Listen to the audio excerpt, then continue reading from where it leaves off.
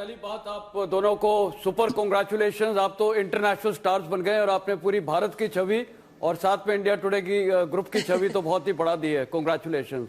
आपने जो सवाल उठाया, देखिए पहली बात, भारत और रूस के जो रिश्ते हैं वो इतने ऐतिहासिक रिश्ते हैं और जिस प्रकार ये भी वहां से आए हैं अभी सैमी, ये भी यही बता रहे थे कि जो प्रेसिडेंट पुतिन भारत को एक बहुत बड़ा देश मानते हैं और ऐतिहासिक जो हमारी रिलेशनशिप है उसको देख के मेरे ख्याल वो विश्व को ये मैसेज देना चाहते हैं कि भारत और रूस बहुत ही अच्छे दोस्त हैं, घनिष्ठ दोस्त हैं और हम किसी को कोई नुकसान नहीं पहुंचाते हैं। और भारत भी एक मैसेज दे रहा है कि जो हमारी स्ट्रैटेजिक ऑटोनॉमी है, जो हम बैलेंसिंग ऑफ रिलेशनशिप कर रहे हैं, चाहे वेस्ट के साथ हो चाहे अमेरिका के साथ हो, मैं तो बोलूंगा यहां तक अभी चीन के साथ भी हो, इन सब के ऊपर भी बड़ा प्रभाव पड़ता है।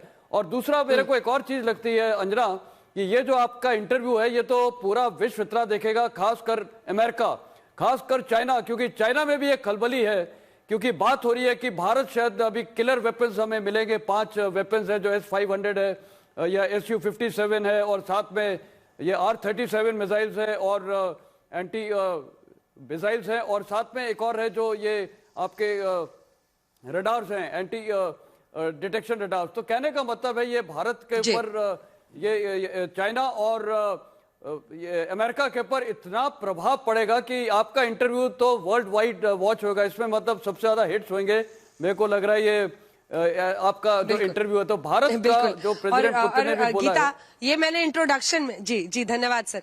और ये गीता मैंने इंट्रोडक्शन में भी कहा था कि जैसे दो पुराने दोस्त मिलते हैं तो बाकी लोग कमरे में देखते हैं अच्छा इनकी तो बड़ी बॉनहोमी चल रही है, वैसा ही एक परिस्थिति बनेगी क्योंकि बाकी दुनिया बहुत गौर से देखेगी इस मीटिंग को। और जनरल मेस्टर्न यही कह रहे हैं कि आपका इंटरव्यू बाकी जो देश है, पश्चिमी देश है, वहां पर सबसे ज्यादा माइक्रोस्कोप से देखा जाए। बिल्कुल, और हमने ये पूछा भी था, जो सवाल था उसमें हमने ये कहा था कि अब जो मुलाकात होने वाली है वो बहुत क्लोजली मॉनिटर करने वाला है पूरा वेस्ट, पर्टिकुलरली एक देश।